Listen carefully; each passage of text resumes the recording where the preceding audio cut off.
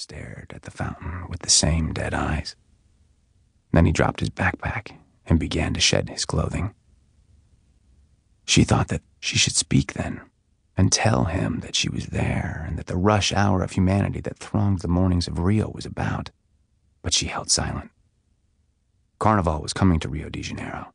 The city was insane with visitors of all nationalities, rich and poor, black and white, native and other, and yet among them she thought that there was something special about this man. He hadn't come to Rio to use the city. He'd come to be a part of it. He was ragged and dirty and possibly one of the craziest men here. Something in him had broken. She could see that. But he also made her think of something pure. His love for the fountain had a touch of fantasy seen in a child's eyes. So she sat silently. Naked, he stepped into the fountain. He lifted the water and sent it high, sparking as it lit into the air. He laughed and began to move, dancing as if offering up homage to a god on high. She smiled. He was much more beautiful than any other man she had seen come to the fountain. She was glad that she hadn't spoken. For an old woman, it was a strange moment of joy to watch the movement of his supple young body. He played in the water, savored the feeling of it, and delighted as he frolicked there beneath the sun. But soon she noticed a certain car winding through one of the streets to the square. She rose from her seat in the shade and moved forward. Signor, come out now. You must come, now. He's coming. Tio Amato is coming, she said. She spoke English, but not well. He paused and turned to look at her, frowning, as if he couldn't comprehend her words. Signor, come out now. If it is Tio Amato, he will hurt you, or see that you are hurt. If it is only his men, they will hurt you worse. They will force you out. They will be cruel.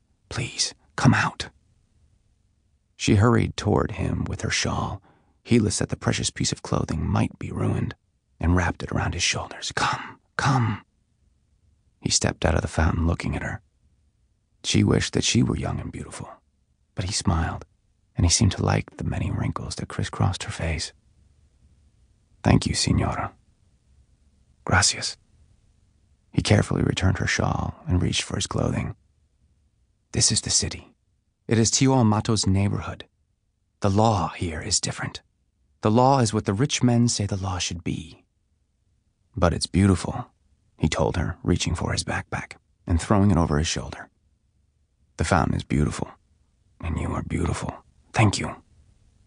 I am old, she said, flushing as she straightened his shirt, as she would have done for one of her ninos, her grandsons. You must be careful. You should be back in your country. What are you doing here? Signora, I am stronger than I look, he told her.